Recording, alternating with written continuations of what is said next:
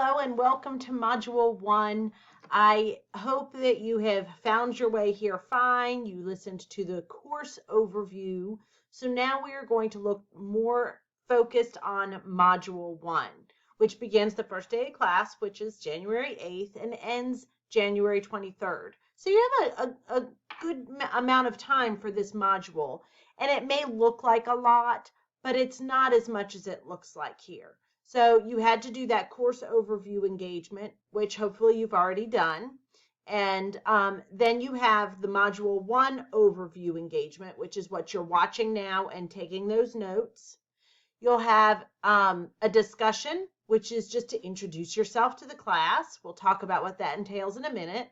And I want you to fill out a survey so that I can get to know you a little more and find out if you want me to help you build your teams. As I mentioned in the course overview, I'll discuss this all more in a minute. You have your initial post for your discussion board, but then you have to respond to your classmates, and then you have an infographic to create. So let's pop over into the course and take a look. So you have found this video right here. I haven't posted it yet, obviously, because I'm recording it now. And this course is basically to help you become an instructional leader in media, such as in your school library. I know a lot of you are heading towards being a school library media specialist. Some of you may be just working on having tech certification. There's so many different certifications and programs that we have. So I have a group of different learners in this class, but it's to help you become mainly an instructional leader. So you'll need to become familiar with the guidelines or standards from different organizations, professional organizations, such as ISTE, the International Society for Technology in Education, AASL, which is the American Association of School Librarians, Future Ready Schools, National Education Technology Plan. These are things that you should become familiar with. We're going to talk a little bit more about that IUP, that instructional unit plan. And this just kind of gives you some information about what you're going to be doing in this class. You have your primary reading here. And I know it sounds like a lot having to read multiple chapters, many chapters, but they're not really long. So you should be able to read them quickly. Some of them I will admit I'm a skimmer. I will read, but I'm also a skimmer. So you'll have these chapters to help you understand what you are learning. These are the basis for your learning. And then you have an article. The supplemental readings and viewings, they are optional. If you want to learn more about something, if you are unsure, or if you just love to read and learn and watch videos, this is for you. This supplemental. You are not expected to read all these, okay? You are expected to do the primary. When you scroll down, it gives you the objectives for this module and then your tasks. And then you can, again, click the arrow to go to the next one. So your instructional unit plan assignment overview. This is just to give you information about the IUP, because that is a huge focus of this course. And it's going to help you design this unit plan. You have to learn to assess your learners and their diverse interests and needs. And then it's to help you practice collaborating with an educational partner. And I know a lot of people hear the word collaborate and they're like, oh gosh, I hate group work. I hate working with somebody else. Believe me, I know. When I was earning my doctorate, one of the first classes, we had a group project, and one of the people didn't ever do anything. But I hope all of you, since you made the choice to come to UWG and earn these degrees, that you all are self-motivated. You have that intrinsic motivation to get this done and know that other people are depending on you, so you have to get your work done. Okay. All right. And then, so you're going to focus on two things within this assignment. You're going to focus on the instructional design process and inquiry-based research process. We are going to follow what's called the ADDIE instructional design model. We're going to learn more about that, but it's where you conduct an analysis to see how your students are learning and what needs they have. Design, you're going to design your lesson around that analysis and the needs you found. Then you develop it based on that design, the objectives you choose. Implementation, which we are not going to implement this in this class. And evaluation, you're not going to evaluate because you're not going to implement. We are going to focus on analysis, design, and development. We are not going to do implementation and evaluation because this IUP will be used for those of you that are going into school librarianship. You will use this in your practicum course, okay? So when you're writing this, I'm going to give you this tip now and I'll remind you later. When you're writing the actual unit plan, you'll say the ELA teacher, the school library media specialist. You'll not say Jessica Thompson will do this and Jessica Thompson will do that. When you're doing your journals, that's fine, but not in the actual design.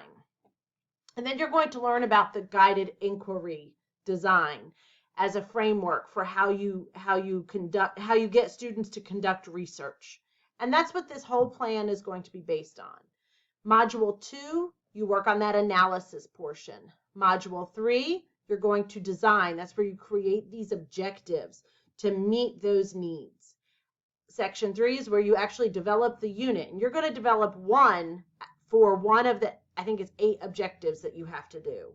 And section 4 is going to be like a hypothetical. This is how we'll implement it, and this is how we'll evaluate it during our practicum. But that part, again, you're just doing a hypothetical. So your learning team has to be someone who's going to focus on addressing the English language arts standards. You're going to have another one who's more of a content area, such as social studies, math, science. It could even be like foreign language or whatever. And then you have to have a third member who is a certified school librarian or media specialist. Now, again, if someone in this class is a fully certified, they're just adding on to their degree, you can serve as that for your team. And that's why I will ask that in that survey I need you to fill out. So when I'm helping you build your teams, I can make sure we have a balance. I highly recommend you letting me help you with that because I think that if you don't let me help you, you may not get a full quality team. So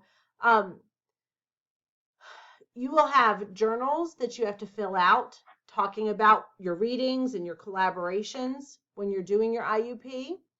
And both partners will submit that to CourseDen. It's not that I'm going to submit it for my team and then Dr. Thompson is going to grade it based on my one submission. No, you both have to submit. I will not grade if you didn't submit. Okay. And remember, you have to have it set so I can access it and make comments. All right, so let's go back up here. We're going to go to the next part. So this is just reading for you. That is not something that you have to work on in Module 1. So you've got your course overview engagement. It shows you here next, and then you'll have your spot to submit it. And then we're going to the Module 1 overview, which is what you're watching right now. This is the Module 1 overview. So you'll fill this out for Module 1 overview and submit. And then we come to your discussion in the introduction. So I like for my students to get to know one another, especially since we are going to have some group work, some peer work. We need to get to know each other. So you'll read your directions, but don't forget, I need you to fill out this introductory information. And it's going to look like this. I thought snowmen would be cute for this. So fill that out for me so I know more about you. And you can use that to help, guide yourself for your introduction. Introduce yourself. You're going to reflect on the video that you watched, Sir Ken Robinson's video up above here. And then tell us one thing you learned from the reading and be specific about that. And here's some guidelines on how, as we all know from COVID, what not to do. And I am not the kind of instructor who expects you to dress up. As you can see, I'm wearing a cozy sweatshirt as I do these videos. I work from home and I will dress up at times, but a lot of times I come up here to do some grading and I think, oh, let me do my announcement. And I may not be dressed in a suit jacket and a blouse. So I'm fine if you don't dress up, but just don't be in there with no pants on. All right, so there's your discussion one. And so you have your discussion, but then you're expected to respond to classmates. I think for this one I have it set to respond to 2. Let's see. 2 classmates, yes. And here's some directions about how to get rid of when you post in discussion board, your post is here. And then if you respond to somebody, their full original post tags along with yours. So here's directions on how to get rid of that. And I'm also posting in the announcements a video to tell you how to do that, to walk you through it. Please take that off, because otherwise it just gets convoluted with all kinds of extra mess. So let's talk about pedagogy and andragogy. And I have about 3.5 minutes left for my video recording. I can only do 15 minutes. So pedagogy and andragogy are, pedagogy is how children learn. Andragogy is how grown-ups learn, or how adults learn.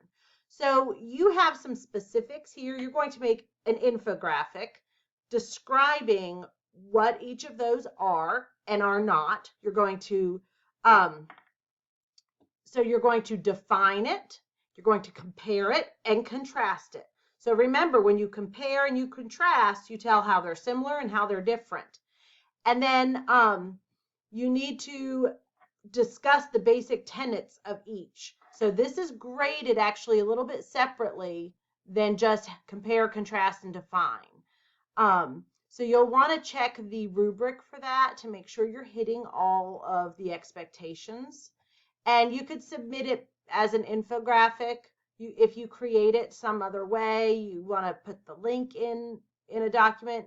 And here's your grading rubric. So be sure you look at how you earn the best and make sure you check all those boxes, okay? And then you'll submit that here. Now, I found a lot of people didn't realize that defining and then compare and contrast, they didn't realize compare and contrast are different, that you're talking about similarities and differences. And they didn't mention the basic tenets of each. So please be sure to highlight those in your infographic. And I believe that takes us to the end of Module 1, which is perfect timing because I am almost out of time. Again, remember to bookmark or print the course plan, because that tells you the due dates. That is essential. I think that as an adult, you can do that and be responsible, and I shouldn't have to put it on every assignment within Course 10. So take care of that. Make sure you could even make it's a Google Doc, so you could even make yourself a copy and keep it on your desktop or something so that you can refer back to it. But you're welcome to just bookmark the link. Okay. All right. If you have questions, let me know. You guys are going to do fabulous. We're going to have a great semester, and I cannot wait to get to know you all through your introductions. Bye, everybody.